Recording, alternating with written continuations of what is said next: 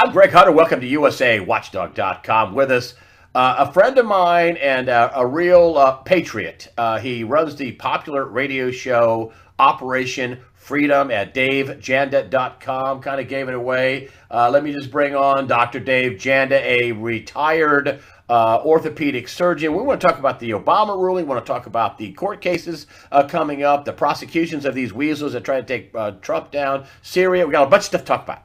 So let's start with, there's some things out there right now which I've tried to beat down that it just doesn't make sense to me that, Huber's a fraud, and the Inspector General report Horowitz, he's a fraud, that these guys are frauds and they're just head fakes.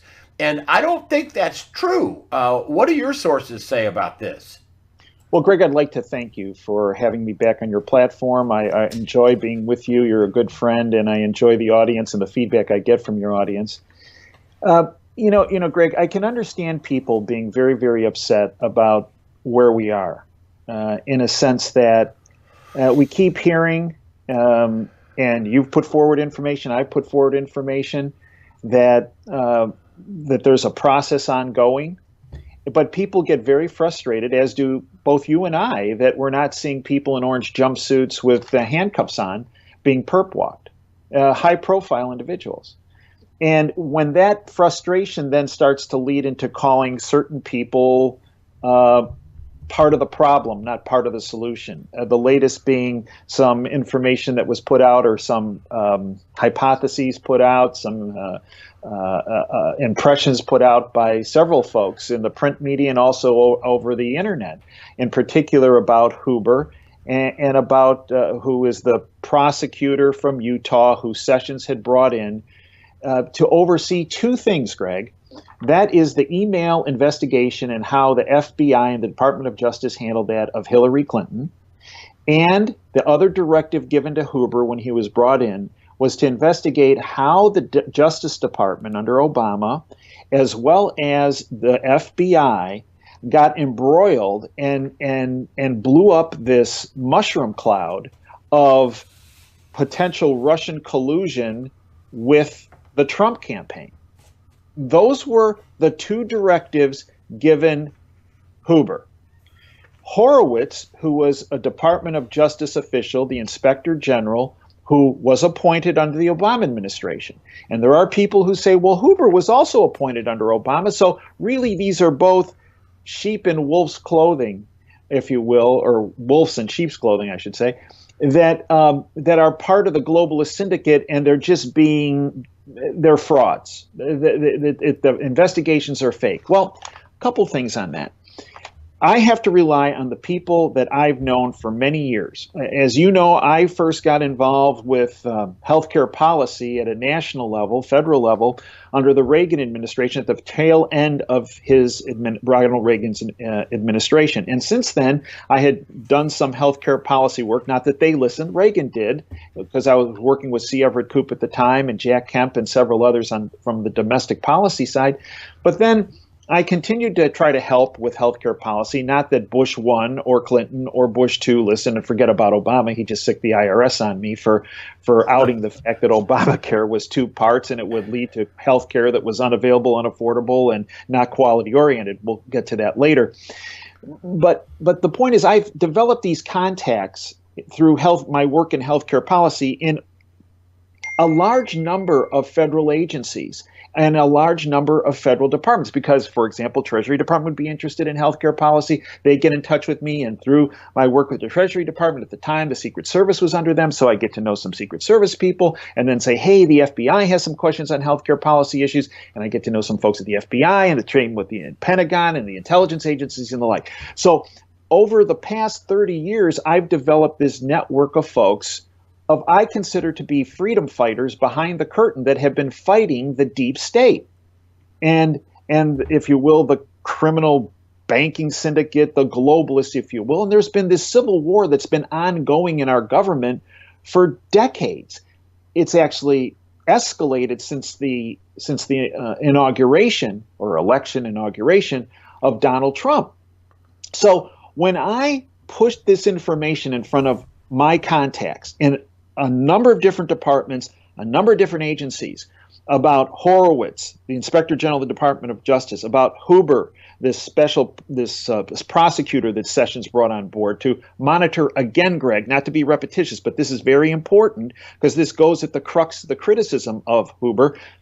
He was directed to look at the email investigation of the FBI and the Department of Justice of Hillary Clinton and her emails and her servers. And in addition to that, he was directed to look at how this all blew up about Russian collusion with the Trump campaign and the Department of Justice under Obama and the FBI. And hold on, let me just get in here with it. They're talking about the Uranium One deal, which is a giant treasonous fraud. But that's a whole other case with Dennis Campbell. They're talking about the Clinton Foundation. That's a whole fraud. That's not a charity. That's a whole nother case. That's a whole fraud. You're talking about the arming the rebels. That's a whole nother treasonous fraud. The rebels, the ISIS and Al Qaeda. Flying plane loads. That's another case. Flying plane loads of pallets of C-130s of cash into Iran for a deal that was never signed. That's yet another huge case. You have multiple huge cases, not just one case. So you're talking about a very narrow thing that Huber was tasked to do. Keep going. Your sources say. And they say that Huber and Horowitz are not fighting on the globalist side, period. And that's universal across my contacts. And these are contacts that I know for many years, based on the information and results that I've personally seen, that these folks have been fighting against the deep state for many years. So again, they've never pointed to somebody and say this person is okay when in fact they're not. And I believe in these two instances, Horowitz and Huber, I don't think they're wrong. Here's why I say this, Greg. Let's go back to January of 2018, a year ago. Horowitz, the Inspector General of the Department of Justice, was going to present information on January 15th to Congress, some draft reports about the problems in the Obama Department of Justice and FBI and related agencies. On January 12th, and Paul Sperry reported this, and I also believe Chad Pergram, who is a producer for Fox, who I believe is one of the best correspondents on Capitol Hill, in spite of Fox. He presented information that actually Horowitz submitted that information on January 12th. It was several days after that all of a sudden Devin Nunes stepped forward into the spotlight and said, based on information we've received, here are the problems that have occurred in the Department of Justice and in the Department of Justice and the FBI. That just wasn't coincidence, I was told at the time. That Nunes had the power to come forward based on the information that Horowitz had presented. And let's face it, if it wasn't for Horowitz, we would not know about the text messages between Strzok and Page. About the media leak. The media leak strategy. Right, the media leaks. The media leak strategy. I mean, they involve the press. This is why the press isn't covering it. We brought this up on your show, Operation Freedom. And it's my contention that the reason why there's a blackout is because they were part of the treason, the sedition, the crime. They were part of the leak strategy. And Strzok is a number 2 in the FBI in counterintelligence. He's the deputy. He's not a small player. And Lisa Page is a high-ranking attorney. Go ahead. Greg, since Horowitz has been on the scene, there have been 26 high-level Department of Justice, FBI officials that have either been fired, they have resigned, they have been put in other offices because they're under internal investigation based on their actions. Greg, that's never happened in our country's history. That's right. It's huge. That's just this. And again, this is related to what, let's take something current that people might say, well, that was months ago. That's not now. Okay. What came out last week, Greg? The Clinton Foundation is not. There were 19,000 text messages between Strzok and Page that went missing, right? And that were deleted by Mueller's team. And Greg, who found them and presented them to saying, oh, no, no, no, we got them back? It was the Inspector General's office. Horowitz. Yeah. So if Horowitz is in the bag, why in the world are there 26 officials that have, and remember his testimony in front of Congress, he spoke about recommending people for prosecution, correct? Oh, yeah. So if he's part of the problem, why is he recommending McCabe be prosecuted? Why is casting aspersions upon Comey? I mean, and remember, Horowitz has another report coming out. Yeah, on the fraudulent documents used for FISA. Right. Now with Huber, here's where people got wound up about Huber. On December 5th, he was going to testify along with several other folks in front of the government oversight or the House Oversight and Government Reform Committee. And that testimony was canceled because of the pomp and circumstance for the burial and memorial service of the globalist George H.W. Bush. Yeah, I want to talk about the postcards later, but go ahead. Yeah, okay. The letters. So then it gets moved to the 13th, a week and a day later. Yeah. Okay. And everybody, Huber's going to testify. Huber's going to testify. Okay. And my question at the time was, what's he going to testify about? Because the hearing is supposed to be about the Clinton Foundation, and he was tasked with the Hillary Clinton emails, specifically that, and how the FBI and the Department of Justice investigated those, and he was tasked with the with how the Russian collusion with the Trump campaign story, blew up. So at the time, I was saying, what's he going to talk about with the foundation? Because that's a separate investigation, as is, as you mentioned, the Benghazi investigation, as well as the Iran deal investigation. What happened there? I mean, these are all separate, and they're huge. Okay, so I'm thinking, well, what the heck is Huber going to say? But I believe that was misdirection, and here's why. Because I believe you watched the hearing. I watched it live, Greg. And I was stunned at the amount of information that was presented by the two what are called whistleblowers, Moynihan and Doyle. And I believe what happened was they used Huber as a distraction. They never intended him to testify. Part of the art of war is deception. Yeah. Right? They never intended for Huber to testify. They always intended to have him. And then it came out at the hearing why Huber didn't testify. And I believe it was Mark Meadows, the chairman of that committee, who said, and it was only after Moynihan and Doyle dropped an enormous, it was a nuclear bomb.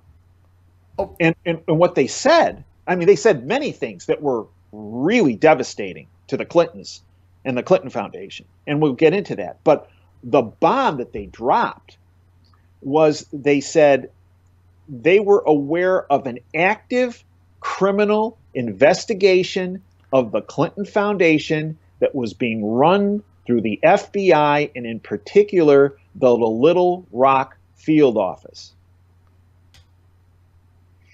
And with that, Meadows came forward and goes, well, then I guess it's apparent why Prosecutor Huber didn't show up, because if there's an active criminal investigation, can't talk. A prosecutor cannot be involved in a hearing in a situation that's discussing issues that could well be related to a criminal prosecution. And it goes back to something that we said earlier in this interview, is that the last thing anybody wants is to compromise the ultimate end result of a prosecution because somebody jumped the gun a little bit, and where the defense, because let's face it, right, the Clintons and the Obamas and the Bushes and whomever, they're going to have the best legal team around. It's going to make O.J. Simpson's defense team, the dream team, look like a bunch of chumps. Yeah. Yeah. they're going to have the best people, the most criminal minds in the legal industry defending them. And they're going to point at anything to try to get their clients off.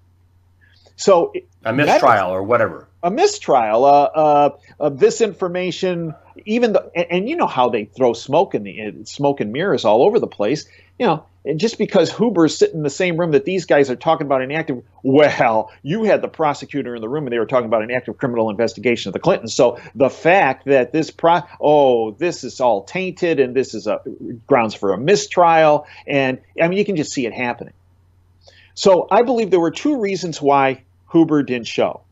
One, or several reasons. One, he was not going to present information because it's under investigation about the Clinton email situation, how it was investigated by the FBI, and he's not going to present information as it relates to the whole Russian hoax collusion thing, which he was tasked with, because this is about the Clinton Foundation. But I also believe he was used for misdirection, because what this did is this took the pressure off of Moynihan and Doyle. Let me tell you something. With the track record of whistleblowers coming forward, and let's face it, Barack Obama declared war on whistleblowers. Hated them. I mean, he had the NSA specifically targeting them. Yes. Right? And then there was retribution to whistleblowers. I mean, just look at a schmo like me speaking about Obamacare and the problems with Obamacare and how half of it was hidden in the stimulus bill. You know, we had a deal, myself and my family had a deal with the IRS, right? So this is how they handle a civilian, let alone somebody who's employed by them, right? So what they did is, I think they focused, in part of deception, focusing on Huber, which gave Moynihan and Doyle an easy channel to come in with, get them out of harm's way, protect them, and get them in front of a televised hearing. Remember, Congress, and this was made incredibly apparent when Moynihan, who was really excellent, one of these whistleblowers, he looked at Meadows and let's face it, they were getting heat from the Republican side as well as the Democrat side, right? Yeah. About, well, who are you guys to present? He said, look, I'm not going to present all of our documents to you folks because you can't prosecute anybody through Congress. Okay?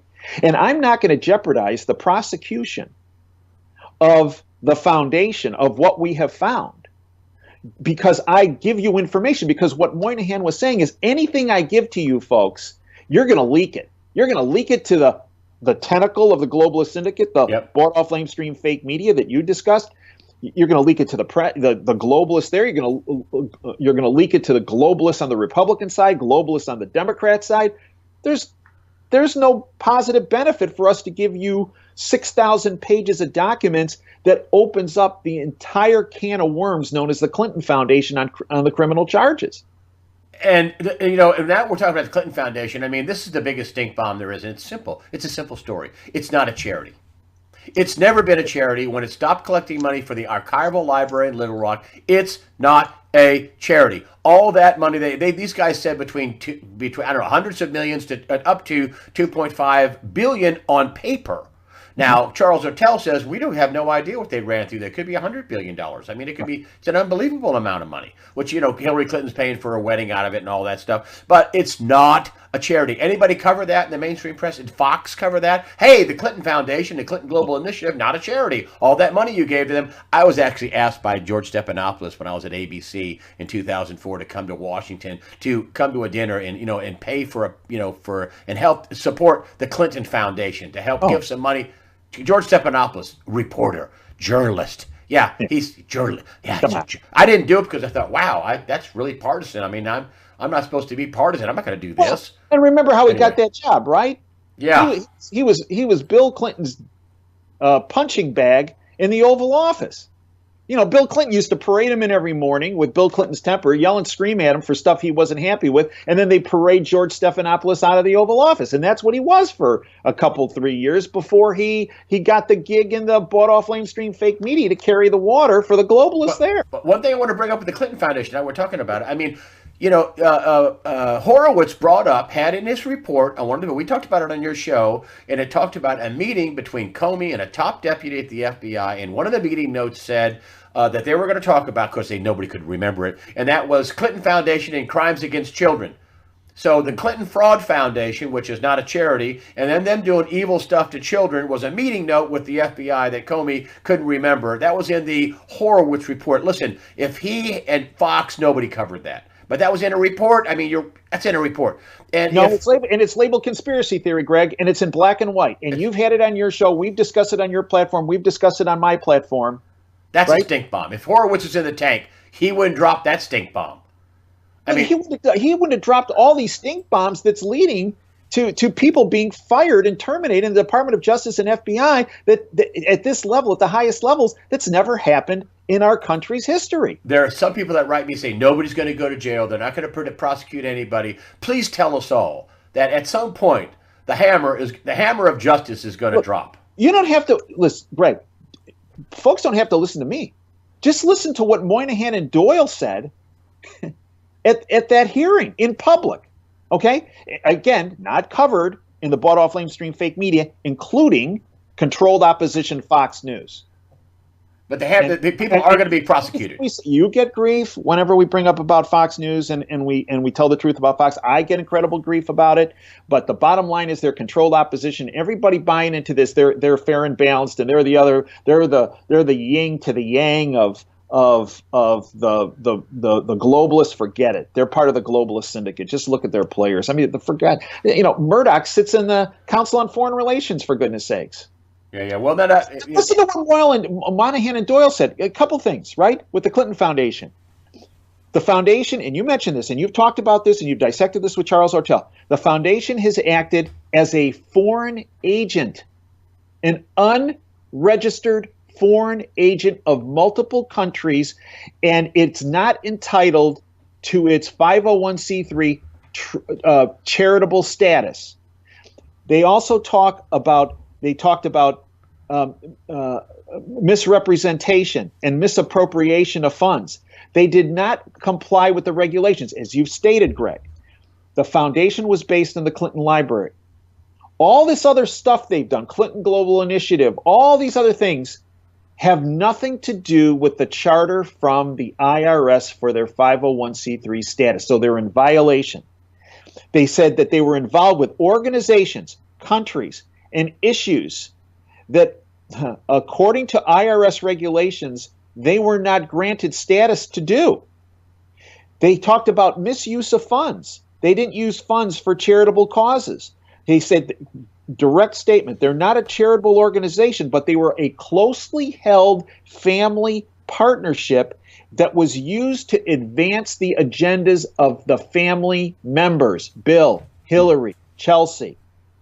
And they also said the donors were subject to taxes since that they were taking tax deductions that they were donating to a charitable organization. Thank goodness you didn't take Stephanopoulos on his idea, because you'd have tax issues right now, Greg. Yeah. Okay. In addition, they said European countries were in discussions with high-level senior officials at the Clinton Foundation, read Bill and Hillary, with contracts not associated with the guidelines for the Clinton Foundation. Their administration charges were at least 60% of funds raised, when the charity should have an administration charge of about 15%. In addition, pay-to-play donations were rampant. So in other words, donate to the Clinton Foundation, and guess what? Hillary, who's now Secretary of State, will make sure that you get the weapons you want. Okay?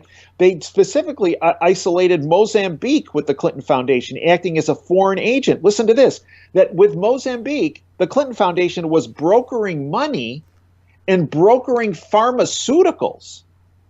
Then they were asked the question, based on the facts, do you, Moynihan and Doyle, believe there was probable cause of criminal wrongdoing? Answer, yeah, both said yes, significant wrongdoing. Do you believe that there was criminal activity with the Clinton Foundation? Answer, quote, yes. In addition, they were told by the CFO, who stated it's been pushed through Zero Hedge, quote, I know where all the bodies are buried. They went on, Mr. Clinton mixed personal business and the Clinton Foundation used donated funds for personal use. And they were pushed, well, what type of personal use? Quote, funds were used as a piggy bank for senior leaders of the foundation, Bill, Hillary, Chelsea, for personal expenses such as vacations, end quote. And then they dropped the bomb. And they said, it is our knowledge, because we have been in touch with the field office of the FBI in Little Rock, that there is an active criminal investigation that's open and ongoing of the foundation. And then they were pushed, because there were a couple of Republicans, Mises or something his name was. Well, how do you know that? What evidence do you have of that? They said, the FBI was calling us. And this is after we turned over documents. But if you want proof, they said, we have pictures. So in other words, they were clued off that Department of Justice airplane, a jumbo jet, was going to land in Little Rock, and that people were going to get off that plane and go to the foundation and take boxes out of the foundation and put them back on that plane. And they documented it with pictures. The only way that Moynihan and Doyle could have known that is because they were tipped off by somebody in the FBI or Department of Justice saying, hey, just to let you know that we're on this, why don't you stop by Little Rock's airport about, let's say, 8 a.m. and check out the plane and check out the tail number and run a check on that, where it's from. And by the way, why don't you check out where they go and what they take out of where they're going? And why don't you check out that those same boxes are being put on that plane? And let me tell you, and they went on. So now they've unearthed the fact that there is this active, ongoing criminal investigation of the Clinton Foundation that's ongoing, run not through Hoover, but through the FBI and through the Department of Justice. Separate cases. And then, as you said, and they said, well, conclude this, give us some conclusions about the money. How much money do you think was run through the foundation? And this is where they said between $400 million and $2.5 billion that they've traced was used improperly. Now, one other piece of information I was told is that that's a Department of Justice plane on the same week Moynihan and Doyle testified in front of Congress. A Department of Justice plane flew again to Little Rock. More documents were put on that plane and flown back to Washington. And a Department of Justice plane that same week flew to New York at the airport closest to the Chappaqua Clinton home. And documents were also put on that plane and flown back to Washington.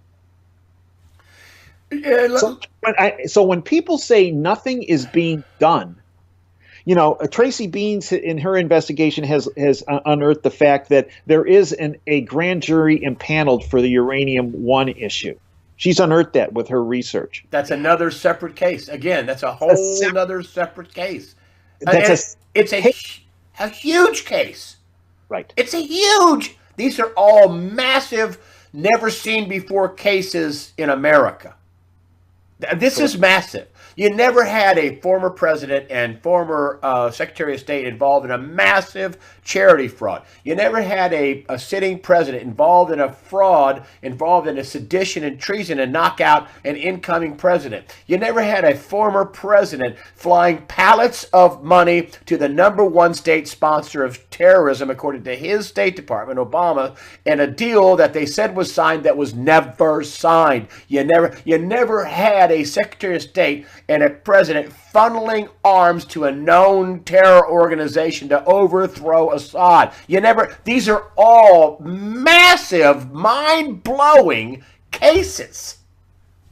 That's right. And it actually links into why the deep state targeted General Flynn. You mentioned this weapons running operation run through the Obama administration. Well, what I've been told by a number of folks from different agencies that the Clinton Foundation is actually a front for one of our intelligence agencies, and it's used for not only money laundering, but it's used for laundering weapons. And let's face it, there have been and remember in this testimony from Doyle and Moynihan, remember how he said that they had this relationship with Mozambique that involved money laundering money, but also pharmaceuticals? Yeah. Well, there's some recent deaths, and all we have to do is look north of the border here in Canada recently, within the past 6-8 months. Remember, there was this pharmaceutical executive who reportedly was a murder-suicide with his wife. Well, it turns out now with the investigation, it appears that she had been tortured and then killed, and then he was killed, and it wasn't a murder-suicide.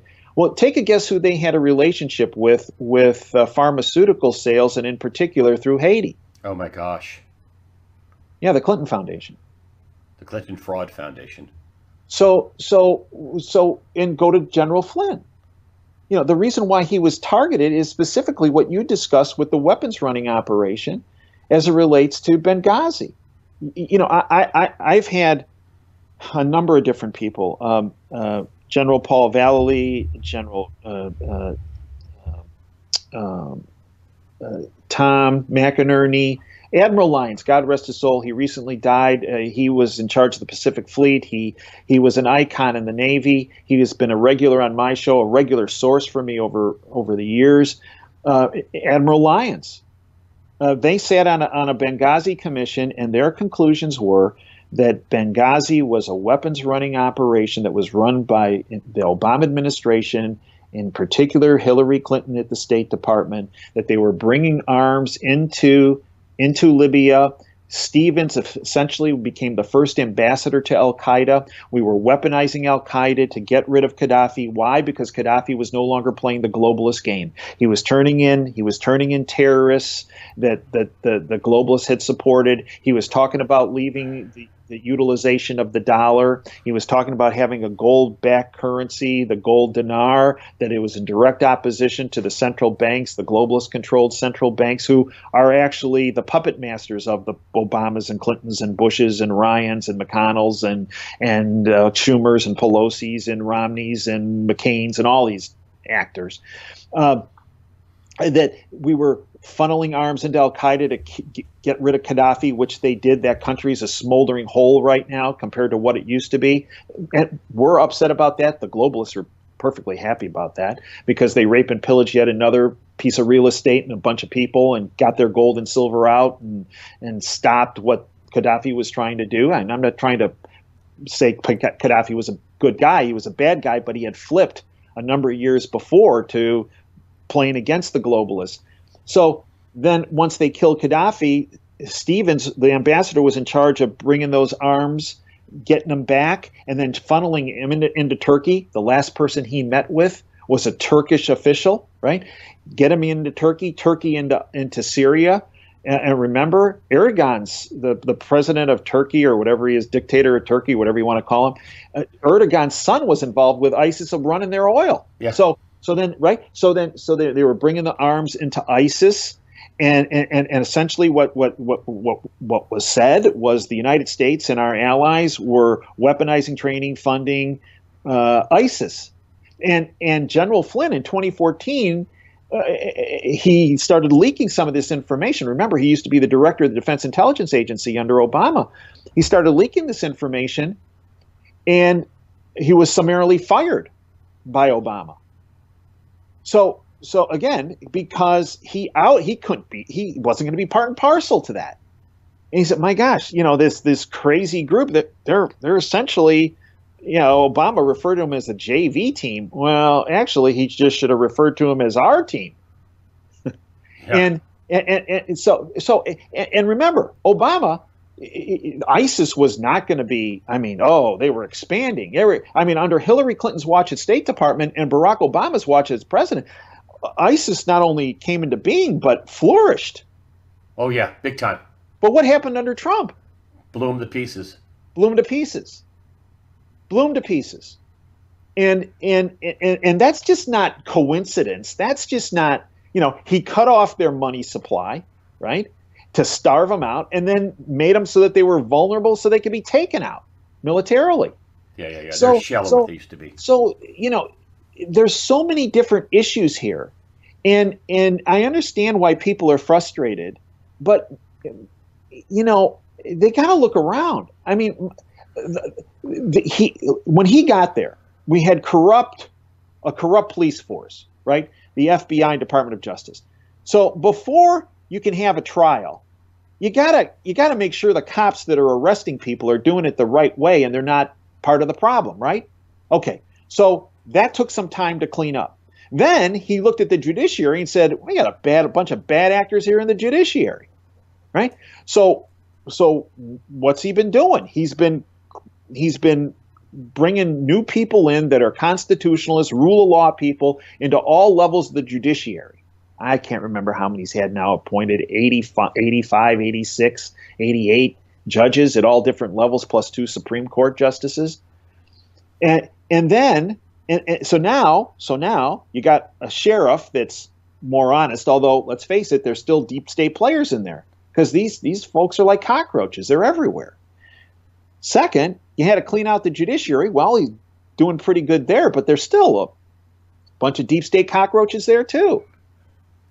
And so if he would have brought charges, let's say he would have brought charges a year ago.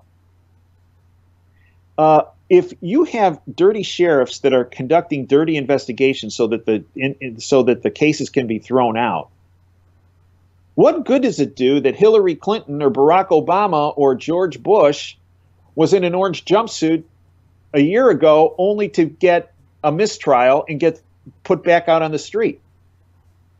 Okay, so then you got to get the judiciary more in line. Well, he's been doing that. But what happens if you get in front of a dirty judge? We've already seen the ramifications of a dirty judge with Judas Roberts when he was, I believe, blackmailed to flip his vote in order to support Obamacare back in 2012. So you got to clean this stuff up, and it takes a lot of time, and it's very frustrating to people.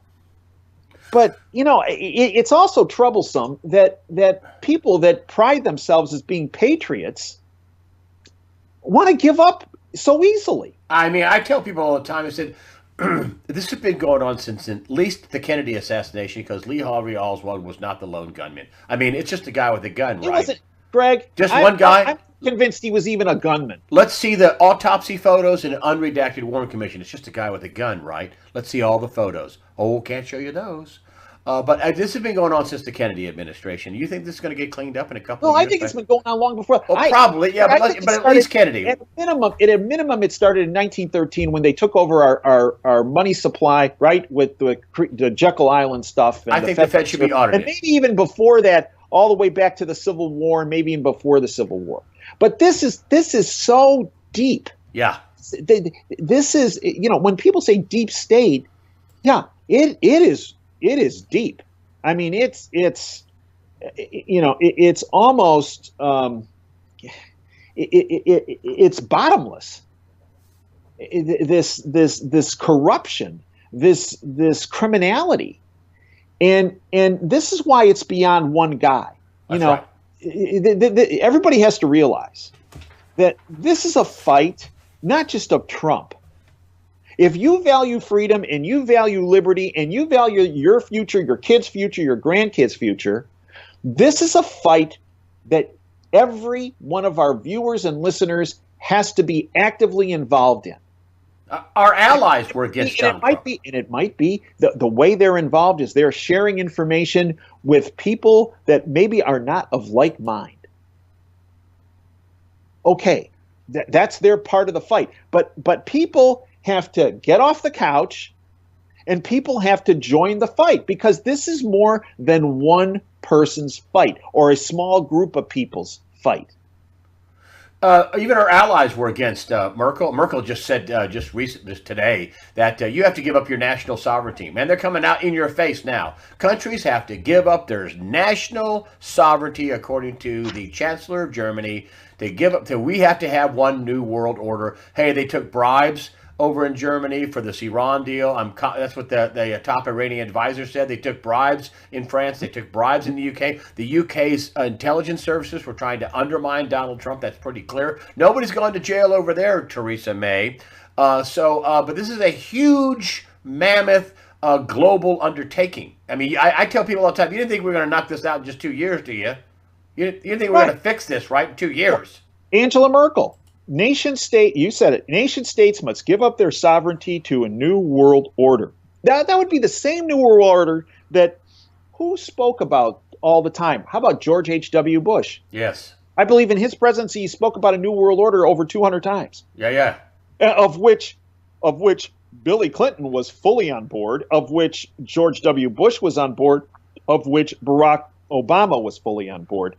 This is what she said, quote, "Nation states must today be prepared to give up their sovereignty." According to German Chancellor Angela Merkel, who told an audience in Berlin that sovereign nation states must not listen to the will of their citizens when it comes to questions of immigration, borders, or even sovereignty.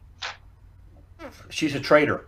They should hang her in Germany. Right. She is. But so was all these individuals that have talked about a new world order, that have pushed a new world order, that have pushed the policies of a new world order. And this is why everybody gets upset with me about this. George H.W. Bush, Bill Clinton, George W. Bush, Barack Obama, Hillary Clinton, all of them are part of that new world order globalist crowd. And all too often people say, well, this is a Democrat issue. No, it's a Democrat and it's a Republican issue. Just look at this latest Speaker of the House, Paul Ryan. Weasel. To call him a rhino is really covering up what he really was. He was a globalist who was intent on taking down the system.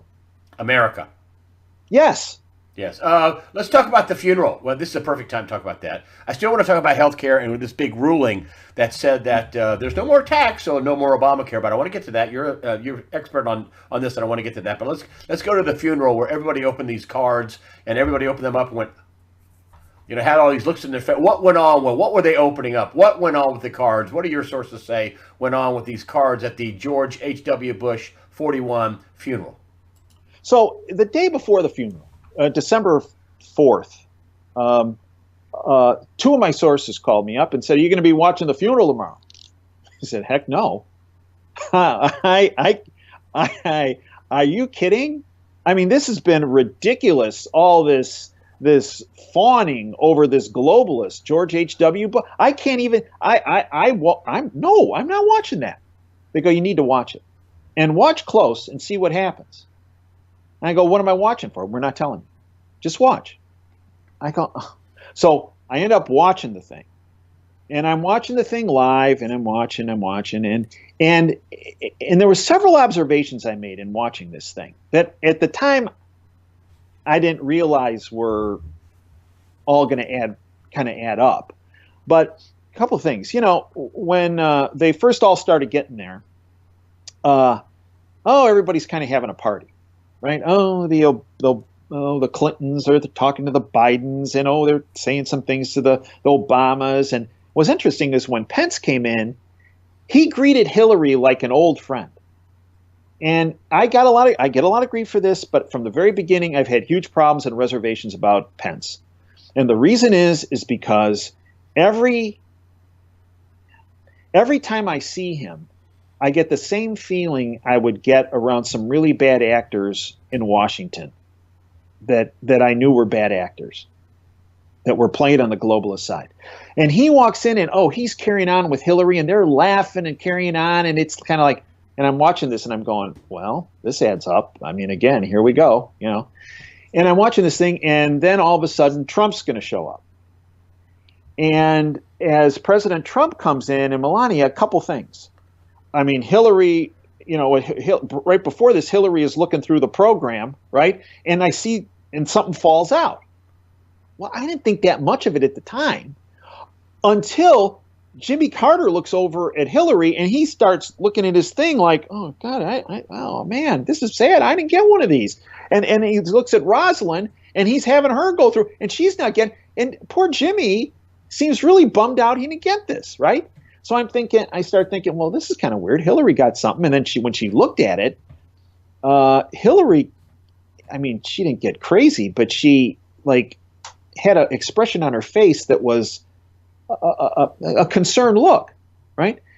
And then later I saw the Bidens, same thing, and they were kind of acting up, and the Pence's got one, and the Obama's got one. I mean, this was later. I saw that, but I initially seen Hillary's, and then Jimmy Carter's reaction. So, well, he didn't get one, she got one. No, let's just tuck that away.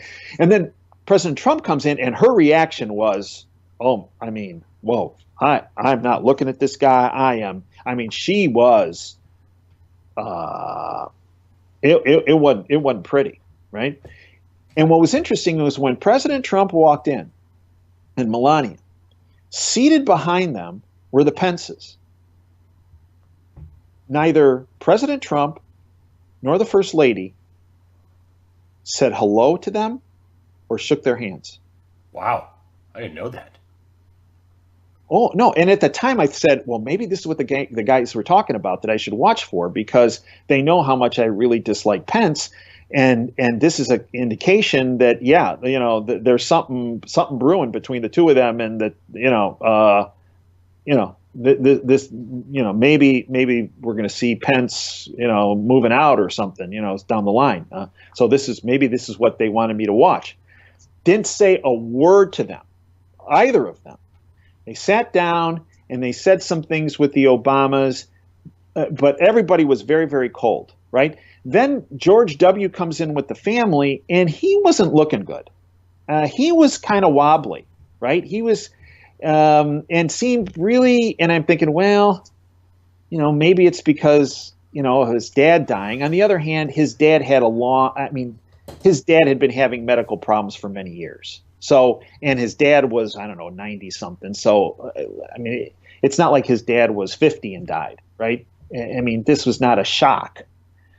And so he just looked a little bit off, kind of nervous and that kind of thing. And then occasionally they'd be shooting, the coverage would be looking at him and the family, and he was just looking very ill at ease. And at one point they showed him, and he was kind of writing something on a piece of paper. Well, the word I heard was that what were in the envelopes that Pence's, Obama's, Biden's, Clinton's received, and as I was told, there were a number of other people in the audience who also got envelopes.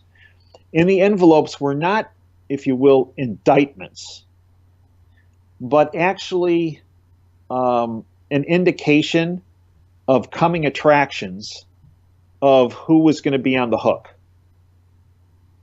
Okay. Wow. But that's different. So then we go through the service, and George W. gives his eulogy to his dad. And then he walks and he sits down, and I'm watching this, and he's kind of almost rocking in his chair a little bit, okay? And licking his lips and rubbing his hands. And this is a guy who is obviously very nervous about something. And it's toward the end of the ceremony.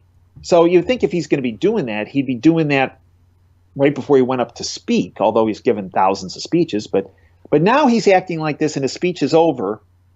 And now they have the casket, and they're passing by.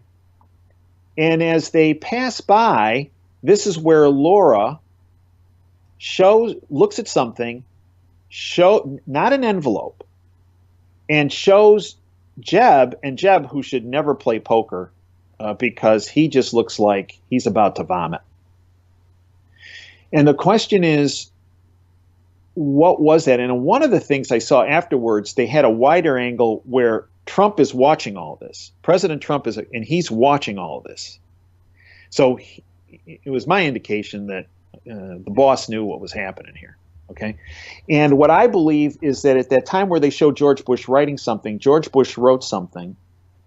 And then as the casket was passing by, which I believe was what he was tasked to do, he showed it to Laura, and Laura showed it to Jeb. And Laura said to W, I think something like, "Is this real?" And his answer was, "Yup." And he put his head down, kind of like. So they were put on notice that you guys are in trouble. What that note was, what I was told, is not what the other people had. What George W. had written, it's my understanding, was something about Pence. You see, Pence was the Bush's insurance policy. Pence, I believe, from what I've told, is a globalist.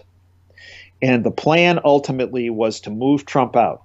You take that any way you want, okay? Impeachment or other means. Move Trump out. Pence steps in. I believe if you go back to last year's Super Bowl, who was in George H.W.'s private box?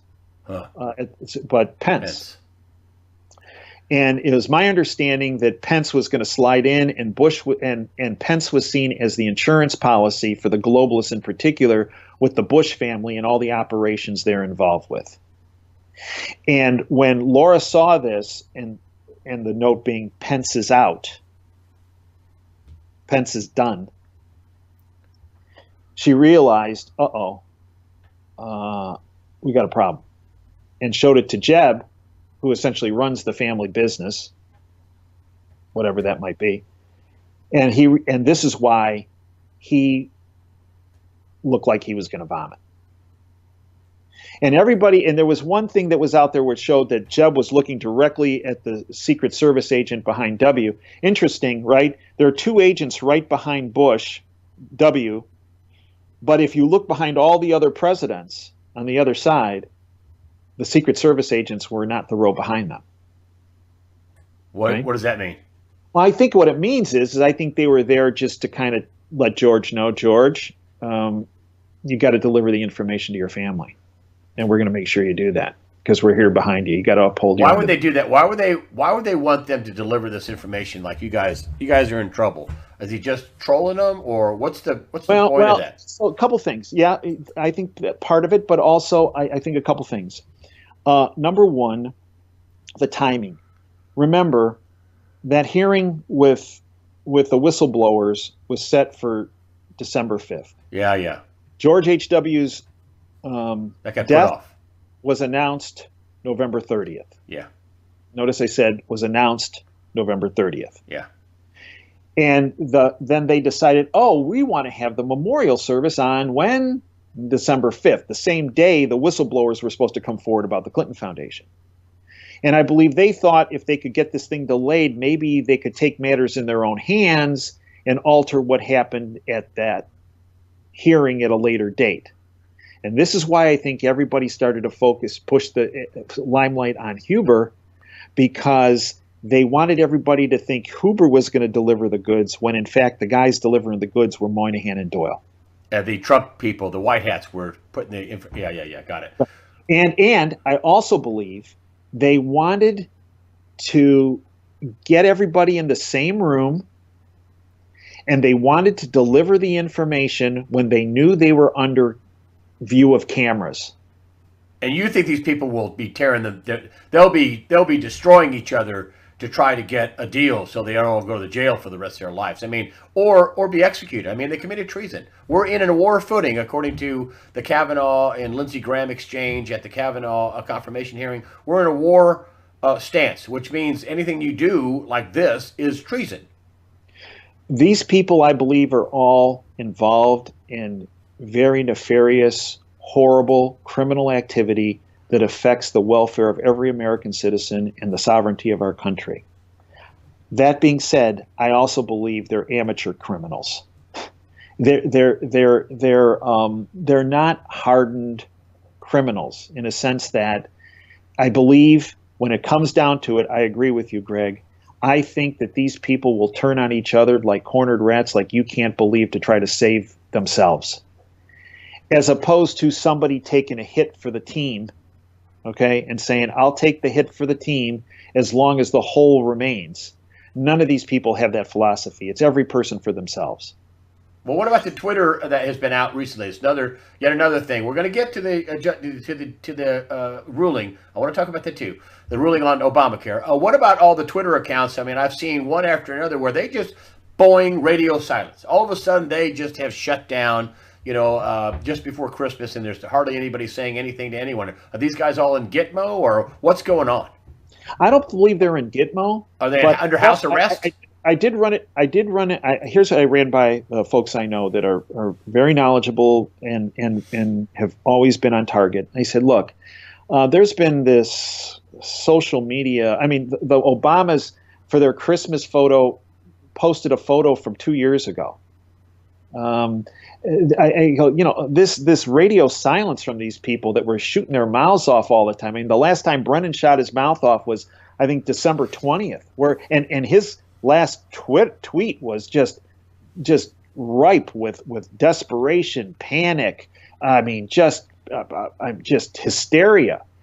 I said, these folks have been awfully quiet. I go, is this silence related to what happened, the information that was delivered at the funeral? And the answer I received was yes. So let me get this straight. Let me get in here with you. They were incarcerated? No, I don't think they're incarcerated, but I do believe that they are desperate, panicked, and operative word, I think, petrified. They were put on notice. The jig's up. You're going to be prosecuted, and none of you are safe. I don't care how high your office was. I don't care if you're former president or whatever. You guys are going to be prosecuted, and they're going to go up the line to their higher handlers, to the Rockefellers, the Pacer family, the Rothschilds. I mean, they're going to go all the way up. Are they not? Yes, I believe that, and that's what's taking so long and why it is so frustrating for everybody. I also believe one other thing. When you watch that video of the funeral service, you'll see that Laura was surprised by the note that was given to her. Not the thing that fell out of a program, but what was handwritten, I believe, by W. And Jeb, as I said, shouldn't be a poker player. He looked like he was going to vomit. But the guy who seemed nervous, but when he was obviously involved in this, in a sense that I believe, from what I understand, W flipped a number of months ago. Wow, that's news. And I remember, the day before the funeral, he flipped to give state's evidence to save himself. Not just himself. Here's what I believe he did. If you remember, the day before the funeral, all of his W and Laura, just those two, Trump arranged for them to stay at the Blair House across the street from the White House. And they also had another meeting at the White House. Just W and Laura were invited. And I believe that this is where President Trump, if you will, kind of went through, okay, here's what's going to happen at the funeral. Here's what's going to happen. Here's when this is going to happen. Here's when that's going to happen. Here's when this is when you're going to do this. This is when you're going to hand the stuff to Laura. Okay. And I believe several months ago, and remember, it is also my understanding that it wasn't just George H.W. Bush that ran the family business, that Barbara was actively involved in that. And remember, she died earlier this year. Yeah. He's been ill for an extended period of time. And from what I understand, George W. had a point. He came to a point in his life where he said, "Look, I can't be involved in this stuff. I've had involvement, but I can no longer be involved in this kind of activities." And I believe he reached out to President Trump and could well have said, "Look, I will give you information on everything." Cheney's got to go down on across the board. No one's safe. Cheney's got to go down. Obama's, Clinton's, all of them. Okay? And when it comes to issues that you and I've discussed, whether it's human trafficking, whether it's the drug trade, whether it's whatever information, I believe he said, "I'm coming clean, but this is what I want. I want not just for me, but for my family." And I'll tell you how and a confirmation I have of this. Remember the day after the funeral. Yep. Who did President Trump nominate to be his attorney general designate? A former Bush AG, is that right? William Barr. Yeah, William who Barr. At one point had held the attorney general position under who? George H.W. Bush. And I believe that part of the deal, and everybody said, we can't figure this out. Trump must be a globalist if he put this Barr in there, who was the attorney general for a period of time under a globalist George H.W. Bush. This is horrible. Here's why I think that happened, Greg. I think part of the deal that was constructed with W was, look, you hand over all this information, and we go after all these folks, all not just the middle level puppets, including Soros, but all these folks all the way up the food chain, like you're talking about, Rothschilds, Rockefellers, Pacers, Pincus's, Warburgs, all of them. Okay, but to assure you that we're good on our side of the deal is we will put in William Barr, who was the Attorney General under your father for a period of time. And Barr, I think ultimately, what he'll do is he will push the Bush family to the side as far as prosecutions. And I believe he'll focus more on the other side of the ledger, that being Clinton's, Obama's, and a lot of these other players. What about the 9/11 thing? I mean, holy cow. I mean, what about 9/11? I mean, come on. Buildings falling straight down after Building 7, you can't explain that.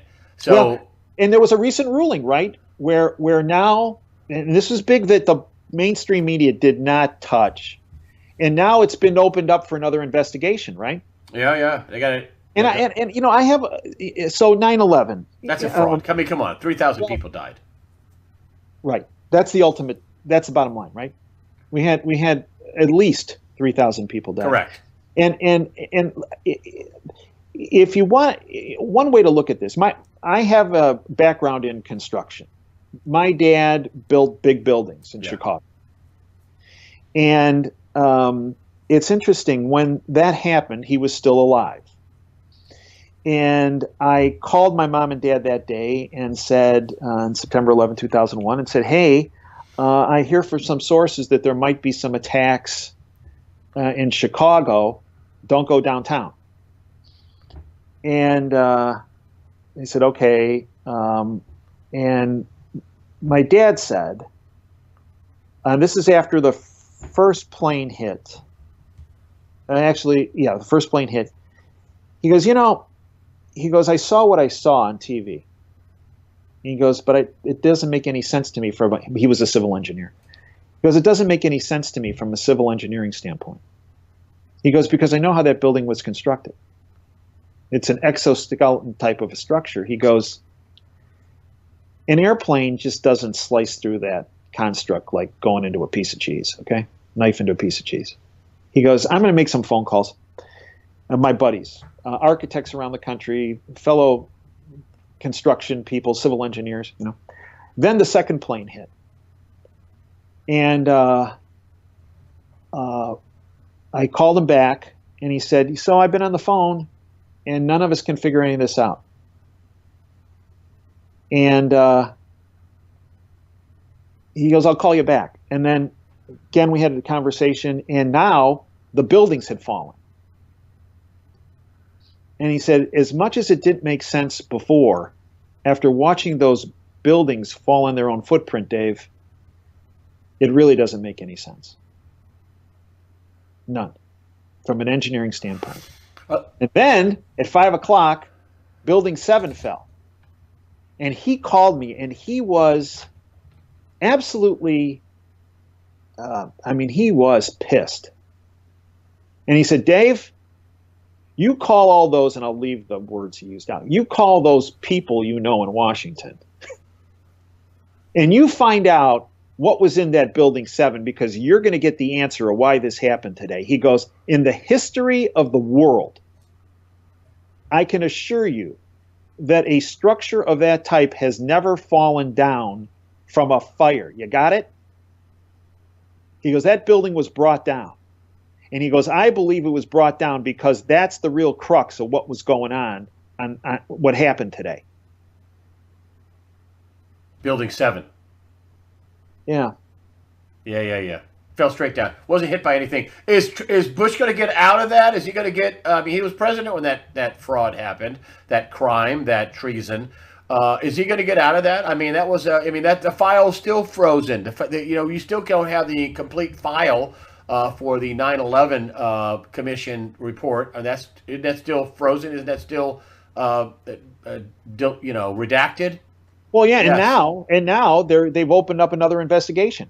So is There's Bush going to now get out of an that? investigation that has been reopened. So do you think Trump cut a deal to let him get out of that, or just a deal for the other treasons that have happened in America?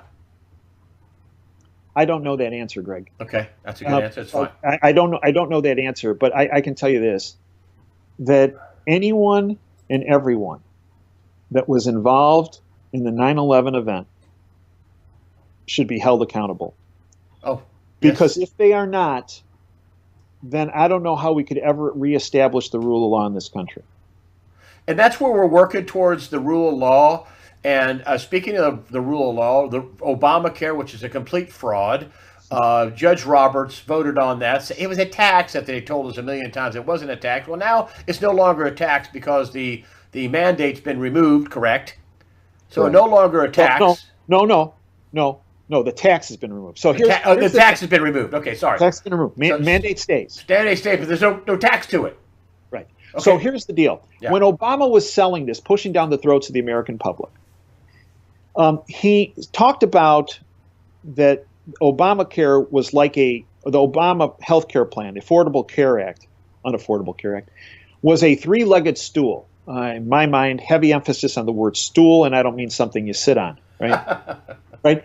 So he talked about there's this massive part called Obamacare. That's essentially what I determined: the rationing boards, the enforcement boards, all the federal agencies associated with all. There's this massive Obamacare, and along with it, second leg of the stool is the mandate that says you American citizens have to have this.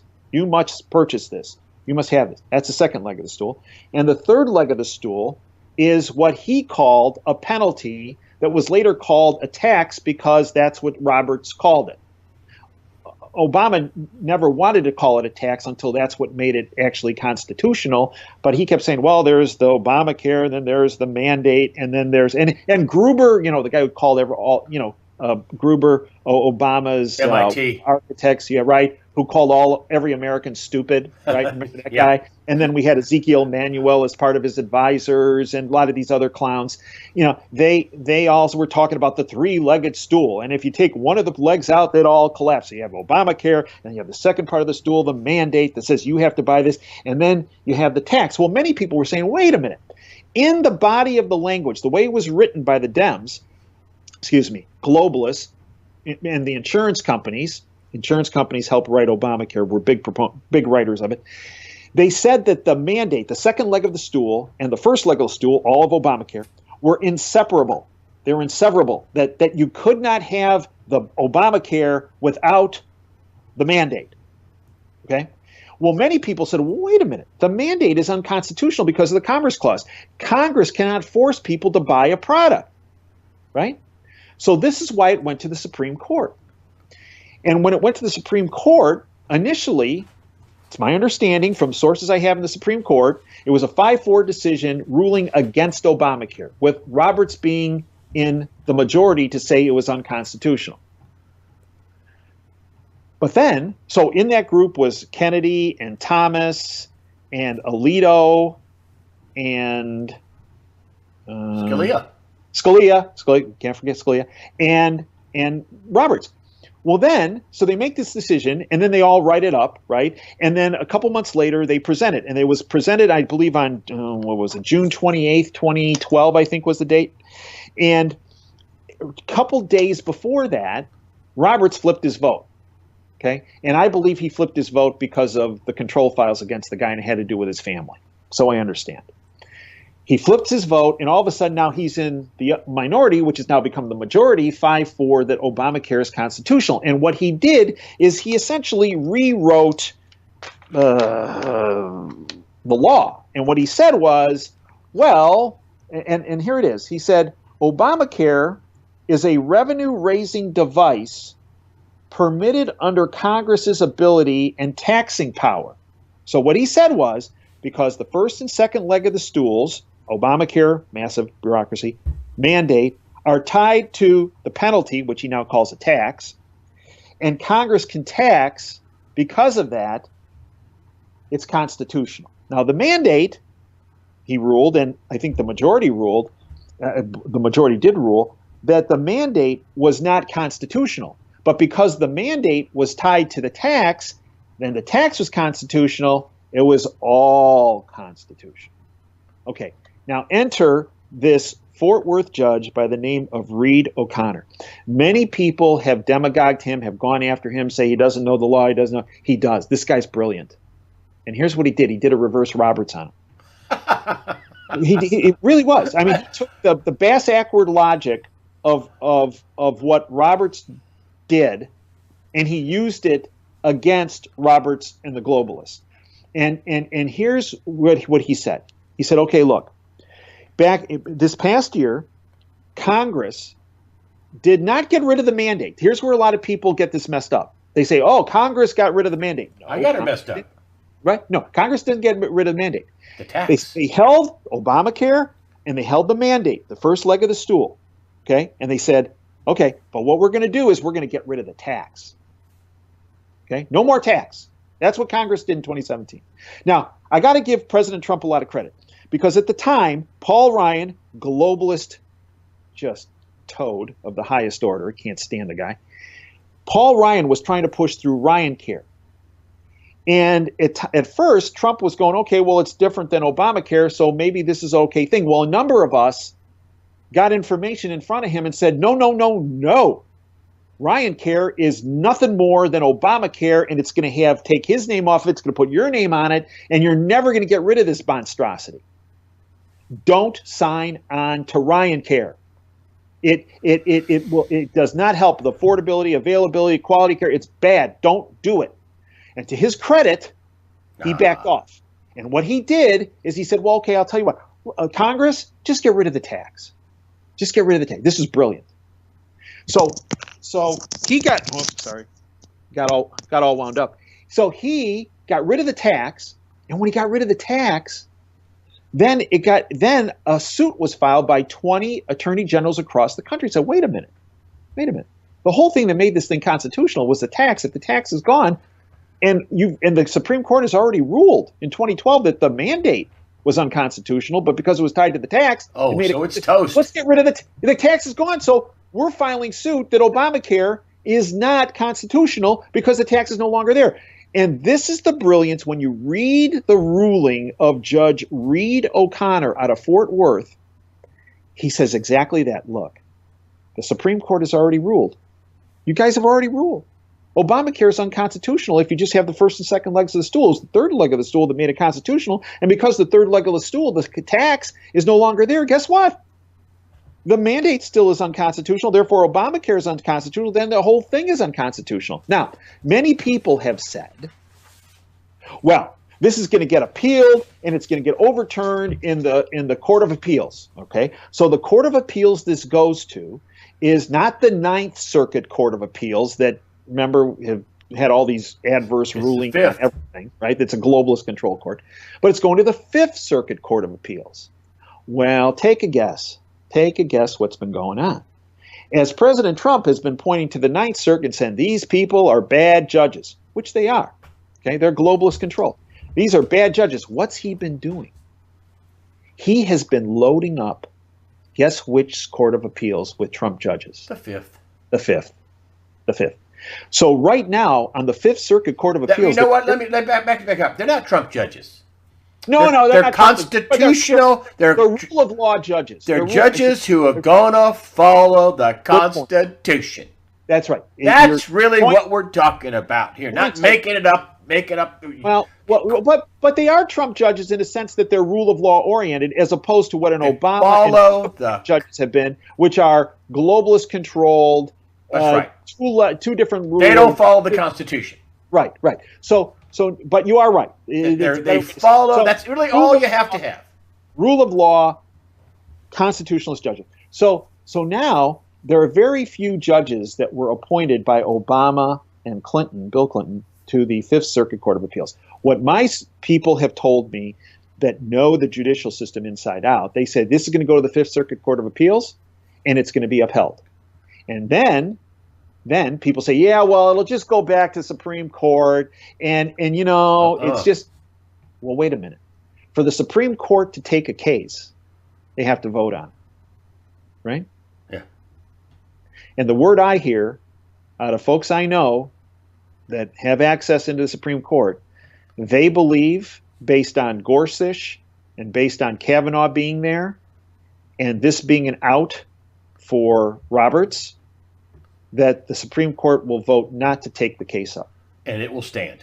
And it will stand. So Obamacare, poof, will be gone. To all those people, and this is important for our listeners, because they're going to be at holiday events, family events, and everybody's going to say, oh, this is terrible because millions of Americans are going to be without insurance or health care. Stop.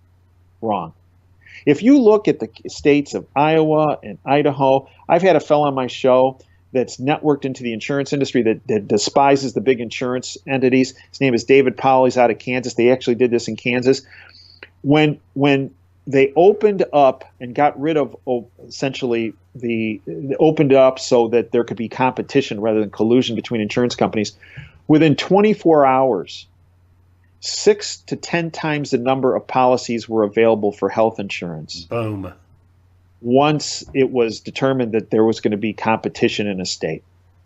And according to David Powell, and I believe him on this because we've seen this in a number of different states, the insurance companies already have these policies available. Now, granted, they don't make as much money for the insurance companies as they do with these other programs, because let's face it, the insurance companies have made out like banshees when it comes to... Everybody says the insurance companies are against Obamacare. They're for it. They help write it. If you look at insurance company stock prices, they've gone up 600, 800% by the time the first phase of Obamacare was passed, which was hidden in the stimulus bill, to right now. So who cares if the insurance companies don't make enough money? Who cares? I mean, it's a criminal enterprise as far as I'm concerned anyway. Bottom line is that they will still be in business, but they're going to have to compete rather than collude. And all these people that say that, here's the other thing. People with pre-existing conditions they're going to die. Okay, I just want to say, I want to address this because this is really important. Greg, pre-existing conditions.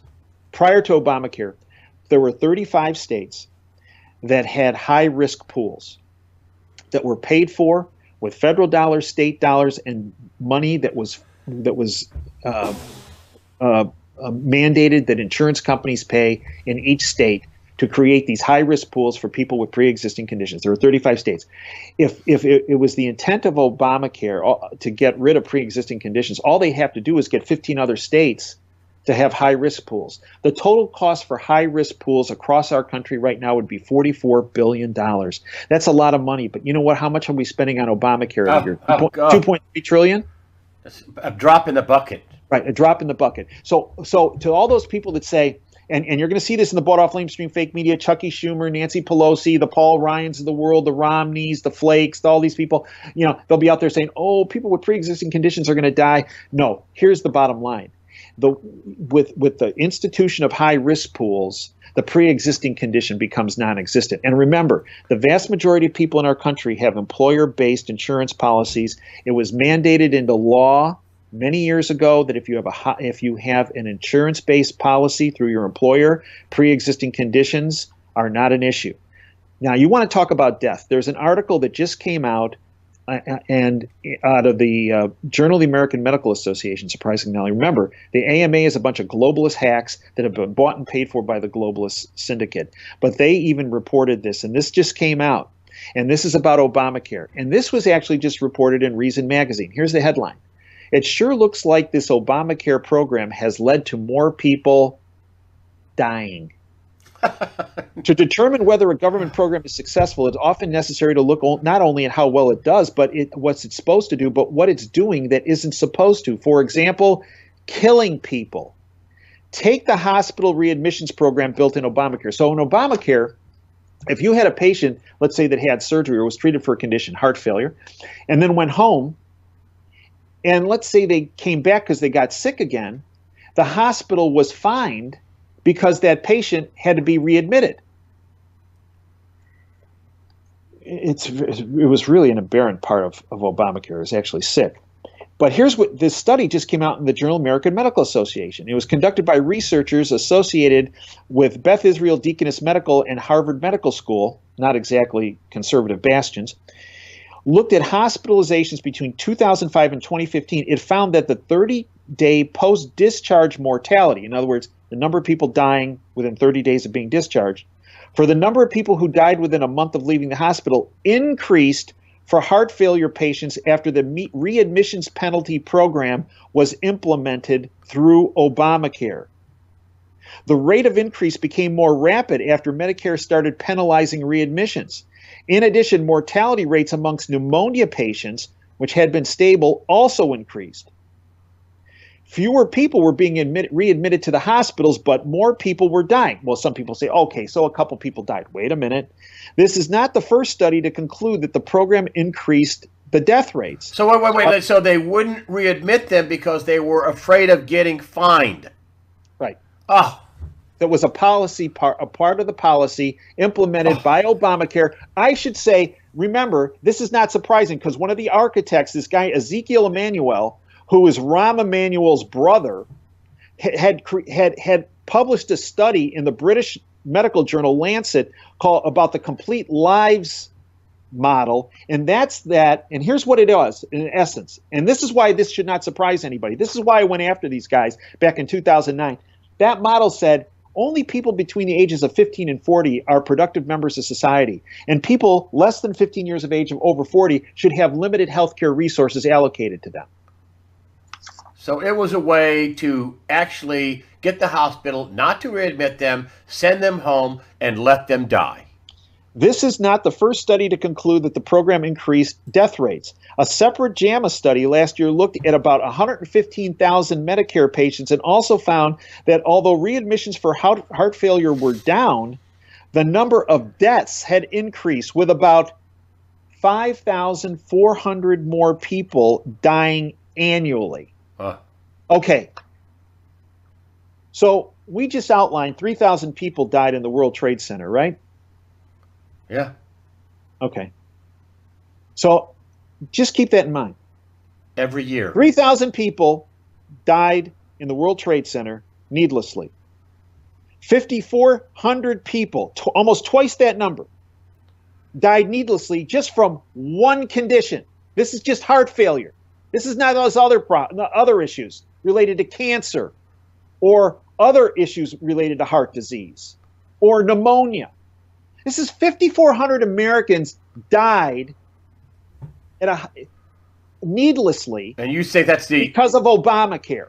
And that's what they wanted. People want to know why I go off my gourd about Obama and all these other dweebs that push this down the throat of the American public. You know, Greg, I have dedicated my entire life to helping people as a physician. My work and research has been on preventing people from getting injured.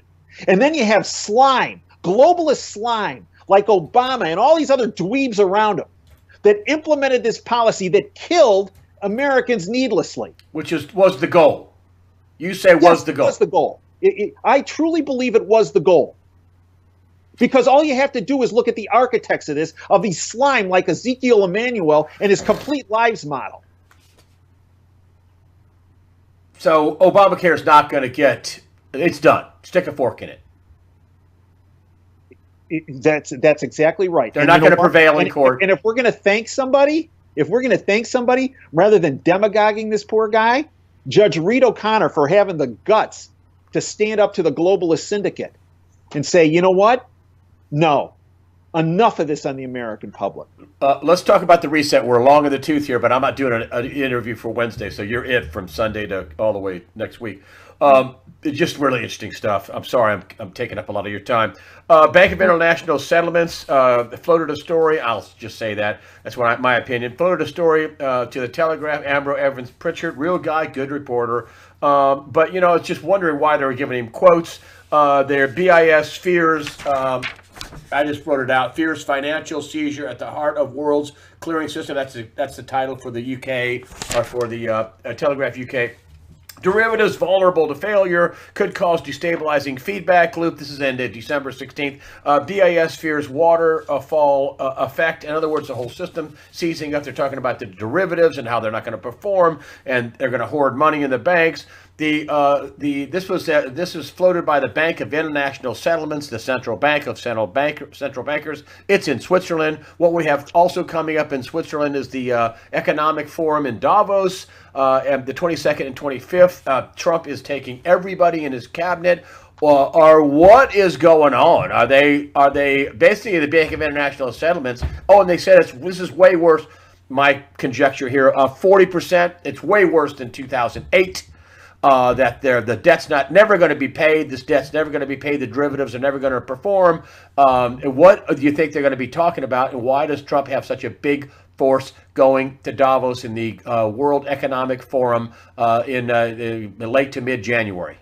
I believe this is the heart and the core of the war that has been ongoing between the nationalists led by Trump and the people he's associated with against the globalist syndicate that's been entrenched in power for at least well over 100 years, in my opinion. And I think that if you look at how President Trump ran in the 2016 election, he was talking about how the markets are in a bubble, the markets are a fraud, the unemployment numbers are a fraud, the government data is a fraud, and I believe he was correct on all those fronts. And then he gets elected, and he had this meeting, and you and I have talked about this before. He had this meeting in the Oval Office a couple days after he was elected, at an office in the West Wing of the White House, and then went for a photo op with Obama in the Oval Office. I believe Obama was at that meeting, and a number of other players I'm unaware of, but I understand there were a number of players in the room from a financial standpoint in the room. And I believe Trump walked into that meeting thinking we were $21 trillion in debt, and that he had worked out a potential plan in his mind or with his advisor's mind of how we could potentially get out of this mess. Because remember, he is the king of bankruptcy and how to get out of it. Yep. And how to actually come out better than when you walked in.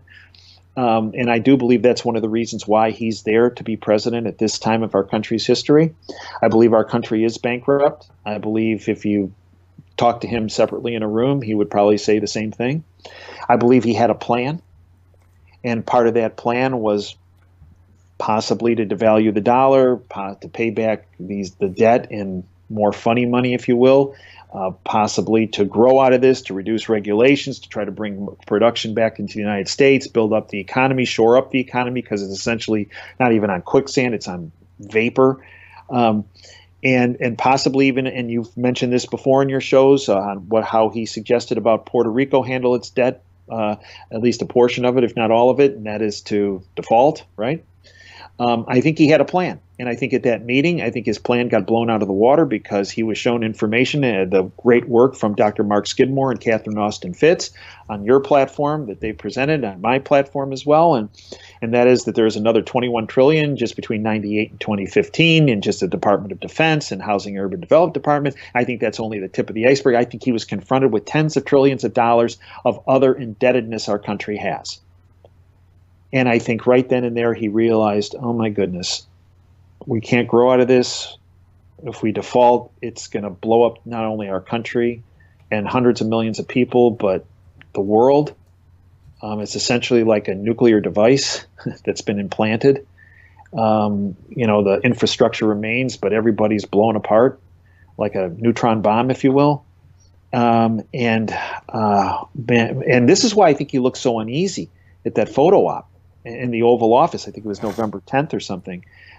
Because I think he was shown he was shown the numbers, and I think he decided, okay, number one, I got to stall for time, and this is why I believe he started taken ownership of the stock market. And I believe this is the reason why he brought known globalists into his administration. Gary Cohn, Steve Mnuchin, Wilbur Ross, a number of these players, because he essentially took them hostage and said, look, you're on the Titanic. We already hit the iceberg, only the people don't know about it yet. And you know what? You're not leaving this boat. Okay, and I'm holding you guys hostage, and I'm holding every entity that you're associated with hostage. And what we're going to do is we're going to buy time. We're going to buy time so that I can negotiate something with the creditors of our debt, so that when this thing comes down, and we know it's built to come down, we know it's just kind of like Building 7. It's rigged to implode, Um, we know this is how it's been rigged. The charge has already been set.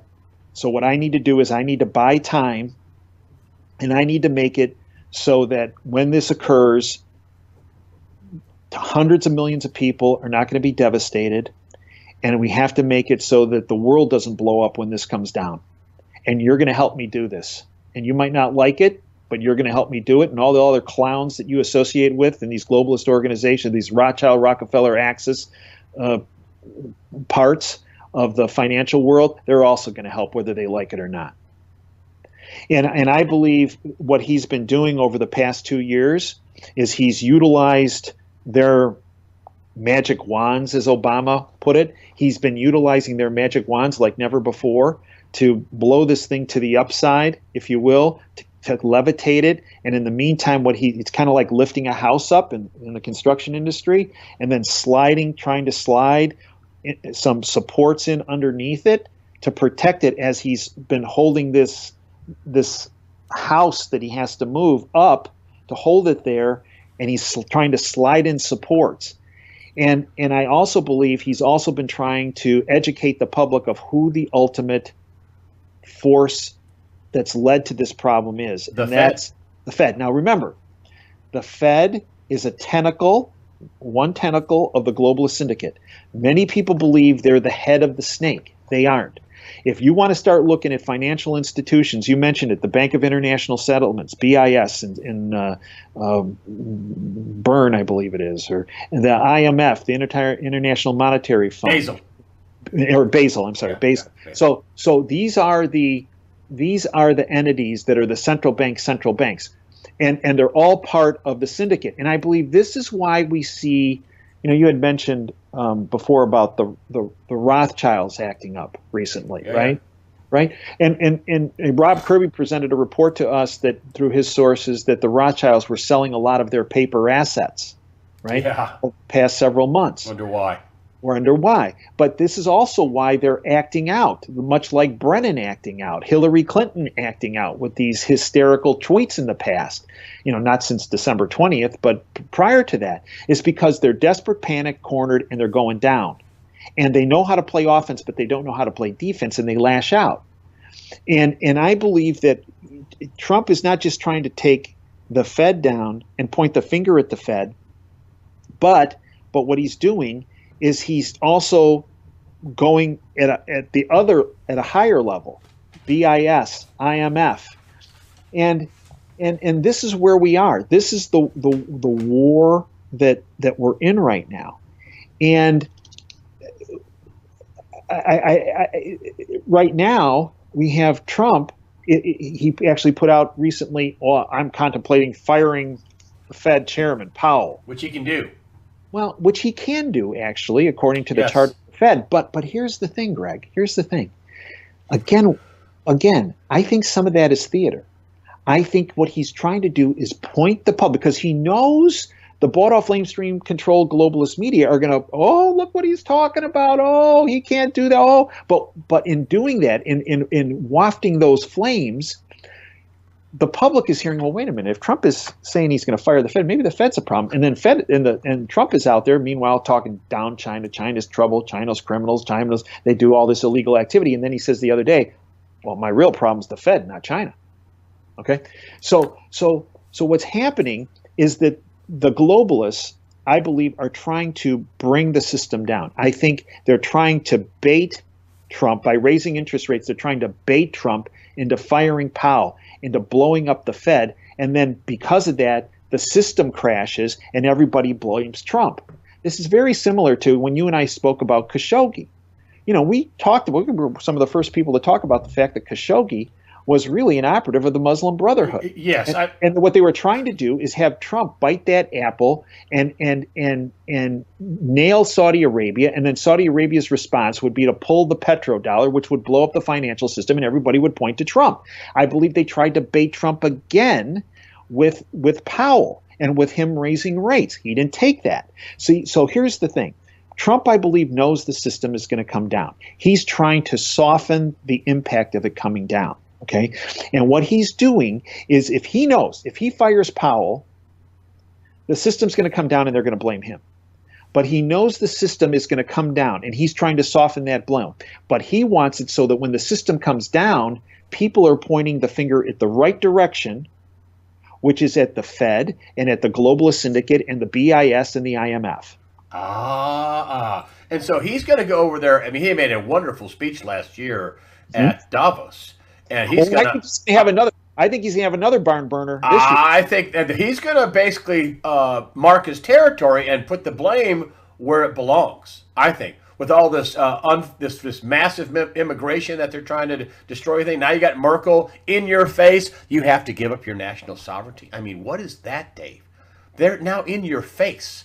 Well, and again, this I believe is not coming from a position of strength. The Davos thing. Yeah, I think she's coming at it from a position of weakness. And you think that he's there at Davos for what big reason? What business do you think, or do your sources think, is going to get done at Davos? I mean, we got to be getting close here, aren't we? Yeah, you know what I think? I think this is going to be a reenactment of the George H.W. Bush funeral. I think they're going to be put on notice. I think he's going to drop. And it might be in private, but I bet you he's going to put some cookies out there for everybody in public, and he's going to drop some stuff. And it's and these world leaders, you watch how they watch. Don't listen to what they say. Watch how they react. I believe you're going to see at that Davos meeting some of these world leaders acting like Hillary when she opened her envelope, when the Bidens opened their envelope, when the Obamas opened their envelope, and how Jeb Bush acted and Laura Bush acted when they saw the note that was written. I think you're going to see a lot of, don't listen to what they say, those leaders, if you want to call them leaders, those criminals, watch how they act. And I think there's going to be a lot of wide-eyed zombification going on there after he's done with them. They sold out their country. He's showing up with a show of force. They sold out their countries with Iran, just the Iran deal. They should all be in jail. Great Britain, Macron, Merkel, they sold out. And they took bribes from Iran. This is according to a top advisor. Doesn't surprise anybody. Look at Merkel's background. Look at Macron's background. Macron was a banker for the Rothschilds. Yeah. I mean, so everybody's like, oh, well, look, he's bringing these globalists, Wilbur Ross with him and Steve Mnuchin. Well, that's one way to look at it. Here's the other way to look at it. He's bringing his hostages from the globalist state with him. Okay? Yeah. Okay? Yeah, see, they knew this was going to go down. They knew, but they thought Hillary would be in when this came down. They did not. And she would not have put the supporting structures underneath the system because she was fine with the system coming down because that was the plan. And as the system came down, the more people that were harmed, the better. Because that's the globalist business model. And she would have sold Alaska back to the Russians. She would have given up Hawaii, except for one island for Obama. I keep saying that. She would have let the Chinese move into the West Coast. She would have just Texas and New Mexico and California would be given to Hispanic people or the criminals, the drug cartels. The Hispanic people are fine. The cartels are terrible. And it just goes back to what we talked of earlier. What she did as Secretary of State, right?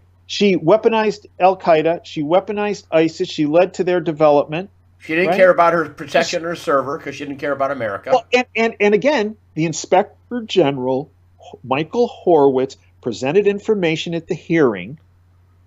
Remember when Louis Gohmert asked him these questions, that at least 10,000 of her emails fell into foreign hands, including what was brought up at that hearing, China. Yeah. Okay, so to all those people that say, go back to how we started this, that Horowitz is part of the problem and he's a scam and he's cover and nothing. At that hearing, Horowitz brought out that at least 10,000 emails from Hillary's server were handed to another country, and that country being China. People died over that. And there are 18 intelligence agents associated with the United States that died because of that. We had a doctor in Iran that got hung because his name went through her server. Right. He had an asset in Iran that got hung.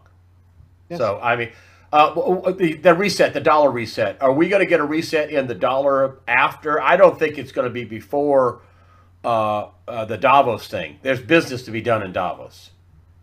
So yeah, you know what, Greg? When it comes to timing, here's the thing: that this is where everybody gets messed up on. Is that go back to the declassification thing you and I talked, right? I was told that after the primaries, after the first week of September, the declassification thing was going to occur. Okay, and then after declassification, some, not all, some of the indictments would be unsealed, and then we'd see criminal cases brought and cases in front of military tribunals. Okay, September 17th, week after 10 days after the primaries were finished, Donald Trump came out and said, I want these entities declassified. And you and I have talked about that.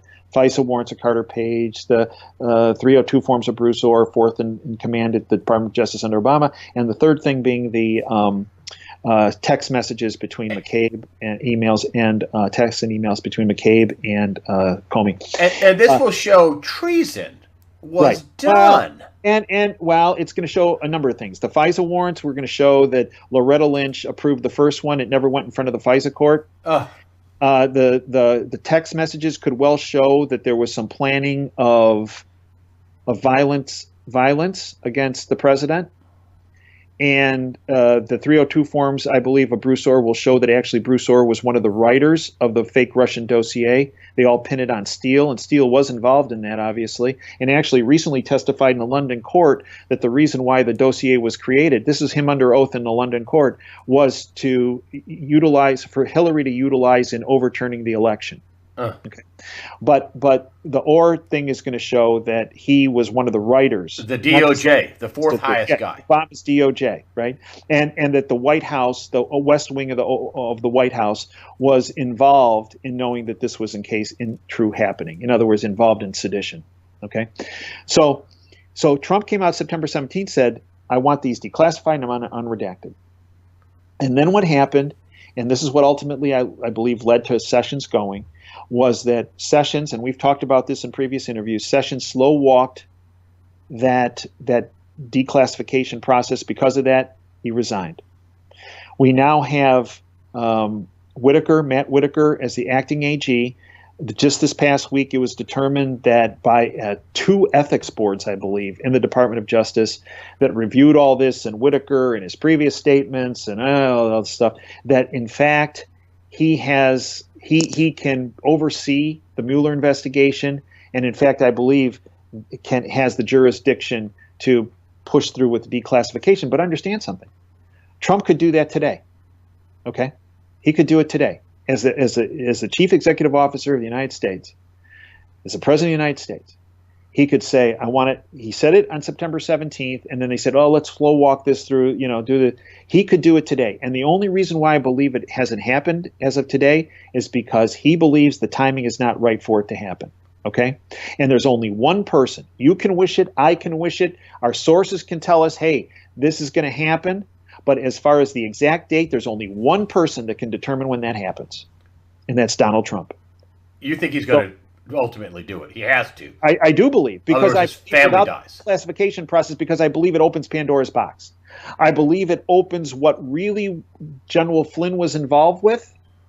I believe it exonerates General Flynn, that entire declassification process. I believe it shows sedition and treasonous activities by the Obama administration, including Barack Obama himself. I believe it shows that the FBI director was involved in not only sedition, but actually in some nefarious activities, discussions about removing an existing president from office. I believe it's about the abuse by an attorney general, Loretta Lynch, of the FISA courts. I also believe it shows that the judges that didn't raise their hand and say this is a problem, what's going on here, are courts being used. It also points the finger at them. So I believe there are a tremendous number of ramifications for this. But the only person who can determine, so he said it September 17th, and it still hasn't happened. And I believe the reason it hasn't happened isn't because so-and-so's wrong or so-and-so's sources are wrong. It's because the person who is the one person that makes that decision, Donald J. Trump, has decided it's not time yet.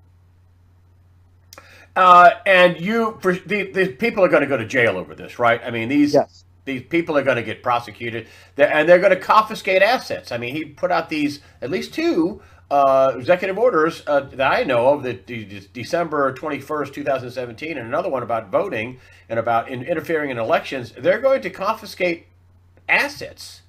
Yes, and it's also my understanding that December 21st, 2017 executive order was again reissued recently.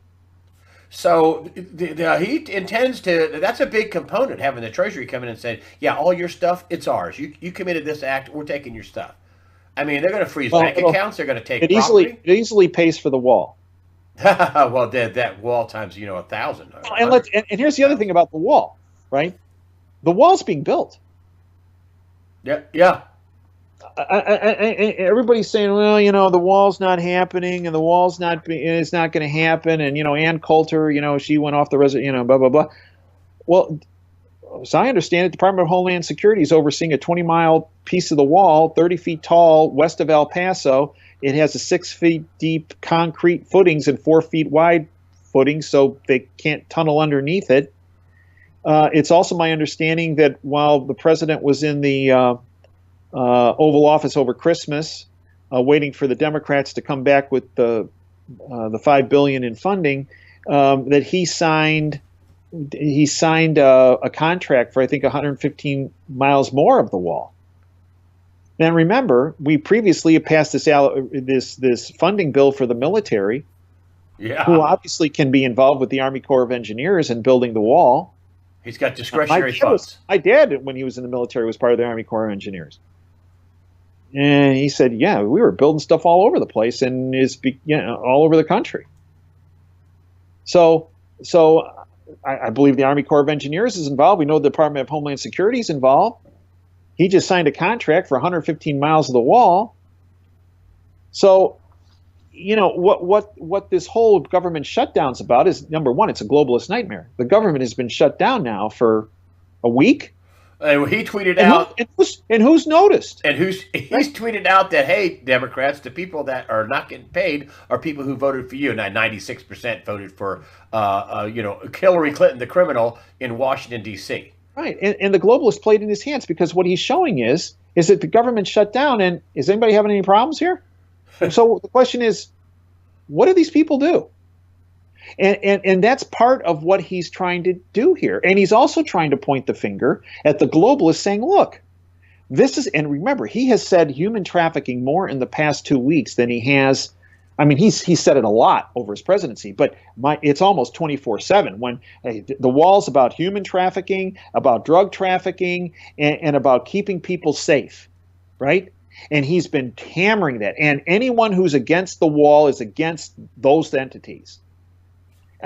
And what's crazy is for those entities. The Schumers and the Pelosi. Anybody who's against the wall is for human trafficking, for the drug cartels, for the people. They're for the evil and crime if you don't want a wall. And what's crazy is the globalists think that they're winning this argument. And now we have a police officer who was a legal immigrant, I believe in California, got murdered. Just murdered by an illegal. Yeah, a shootout. So his response is, look, I'm trying to prevent this, and these folks are telling me that it's okay. Yeah.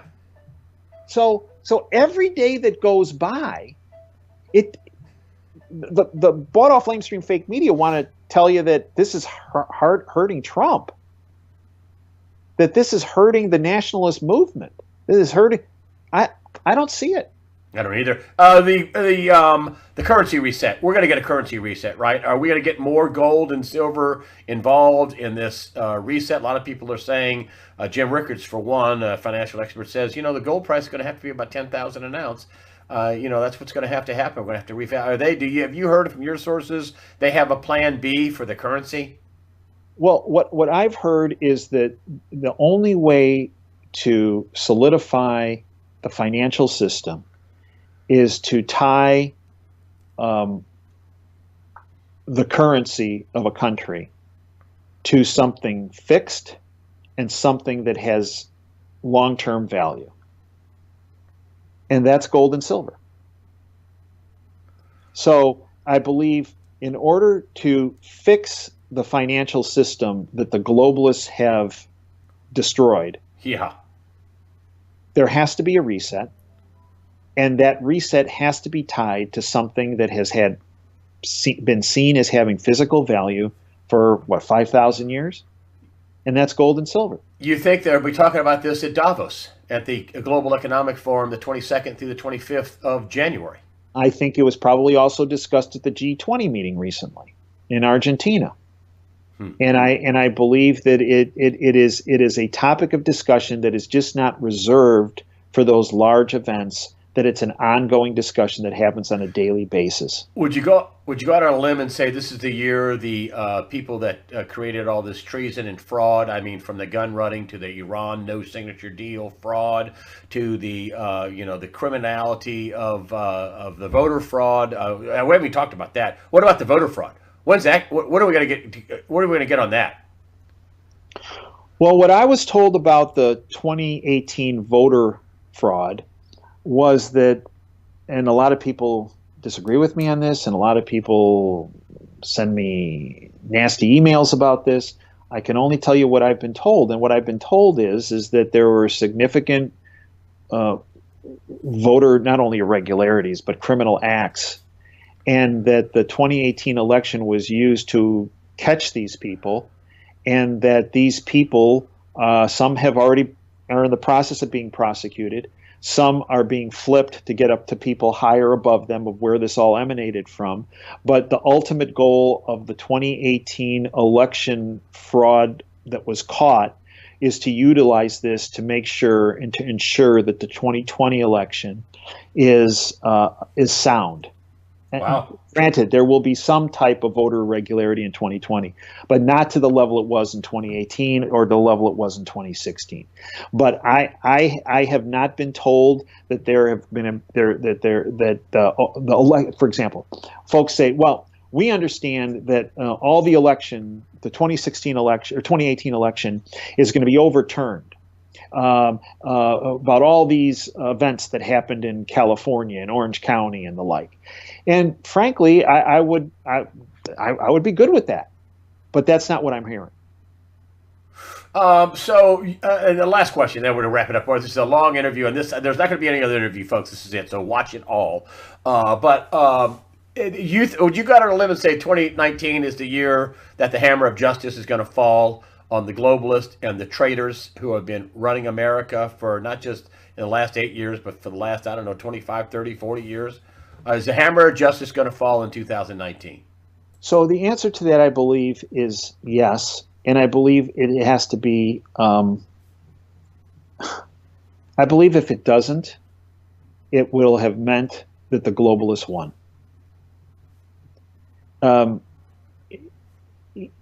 The system, the financial system, as we've discussed, is vapor. It's not even smoke and mirrors. And the system that's constructed of that nature cannot survive. And if we look at what's happening in the stock market, down 400, down 600, up 1,000, up 200, down 500. Wow, the other day it was down 600 points, and in 1 hour it went from down 600 to plus 200. That's not the vital signs of a stable financial system.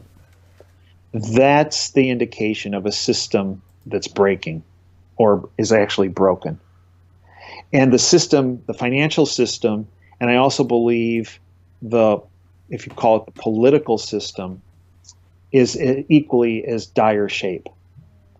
And I believe it's going to happen one way or the other. And it's going to happen, I think, sooner rather than later. That the system is either going to be held together, and there is going to be some fallout. It's not going to be a smooth ride, but hopefully the bumpy part of that ride is going to be several weeks, maybe several months, but not longer than that. And then we'll come out of this and we'll be in much better shape. But if we don't see things happening, I believe what it's going to mean is the globalists were able to get back control. I think right now they don't have control. I think that they would be if things keep plodding along, that it means that the globalists have gotten control back of the Rothschild Rockefeller silo of globalists have gotten back control of the system. And I do think nobody wants to look forward to a surgical procedure, but in this case, I believe we're in the early process of going through a surgical procedure, and we need to cut out the cancer that's been there for well over 100 years in our country. And that can be a bit painful in the process, and this is why every person cannot sit back. They have to be actively involved. And if that actively involved means that they start their own YouTube channel, if it means that they are talking to their friends or just their family, if it means that they're trying to educate their coworkers or doing things around their community, this is all beneficial to having a system when we're done that people are better off. But people cannot just sit back, and they just can't be sitting back and complaining. They have to try to do what they can to educate as many people as possible as to what's really going on, and try to get people to move away from the bought-off lamestream fake media, because that's misinformation, disinformation, and actually trying to keep people completely in the dark, because it makes them easier targets and victims of the globalist syndicate. And you think the starting pistol, though, when you know that when it's going to really hit the fan, is when that declassification hits. You think that's step number one: declassify the criminality, the treason of the FISA courts and the documents used to spy on an incoming president and his team and his administration before and after he was elected. You think that the declassification is going to be the big starting pistol, and we're off to the races? Yeah, I think that the process has already begun, and I believe Trump fired that shot on September 17th. And it's a shot that has echoed but hasn't hit yet. And I believe once that declassification occurs, that's President Trump signaling, and the people behind him signaling, okay, all the pieces are in place, it's all set, now it's time to go. And you think it's coming in 2019? I don't think our country, I don't think the world can survive if it doesn't. I'll take that. Dave Janda, your radio show, Operation Freedom. It's on Sundays from 2 to 5. It's live streaming. You also have a premium channel because you still haven't been monetized. And your stuff's been stolen. I'm going to say this for you. Your stuff has been stolen on YouTube. They monetize your material, your copyrighted material. They monetize it, and you ask, hey, can I get monetized? Oh, well, no, you've been on for I don't know how long, and you still can't monetize, cannot get any revenue from the videos you produce to the public for free. And but they told you can't monetize because other people are already doing it. It's already out there. This is why you have a premium channel that you can give people great content and also keep the lights on, right? Right. As you know, Greg, it's expensive to, everybody thinks this is all for free, and for you to have a website with the IT infrastructure, with the hosting, with all the security, with my radio show, for the studio time, for the production time that I have to pay for, there are costs associated with that. And I, as an orthopedic surgeon, when I was working before I retired, I was covering those many thousands of dollars every month. I'm now retired, and I obviously could not afford to cover that. So I had a decision to make about a year ago, and that was to start a premium channel. So we have a tremendous amount of free information at davejanda.com. The radio show is free. Folks can stream that. The YouTubes are free. As you said, I'm not monetized. We applied. We heard now we finally heard after 11 months we were not approved for monetization, and the reason is a number of channels have stolen my original content, have uploaded it on their channels that are already monetized. They're getting paid advertising revenue for my original content, of which I haven't approved, and now I'm not monetized because my original content is seen as being duplicate of my stolen content that's on those channels. Right? So, this is just another way of trying to starve out voices don't fit into the globalist business model.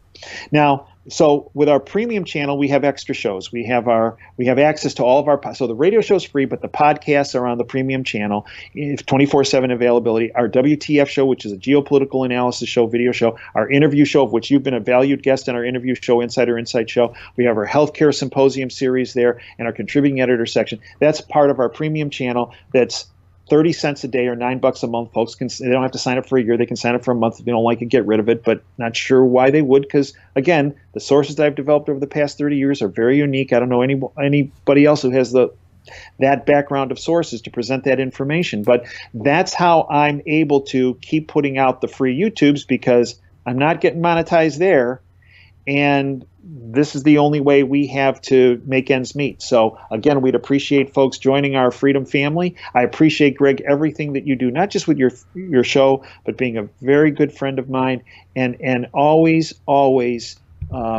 giving access to the information that we'd like to get out there to folks on a number of issues that I believe the fake media will never present. Well, Dave Janda, I'm going to cut it off there. It's over 2 hours long. This is my interview for Wednesday. This is it. This is all inclusive. Listen, you all got lots of free information. Support Dave Janda, and at davejanda.com is Operation Freedom, Operation his premium channels. Dave, thanks for coming on and spending 2 hours, and your sources and your brain and your medical expertise about Obamacare. Thank you, Dave Janda, for coming on USAWatchdog.com. Thank you, Greg. It's always a pleasure and an honor to be with you. You are an incredible freedom fighter, and I thank you for everything you do.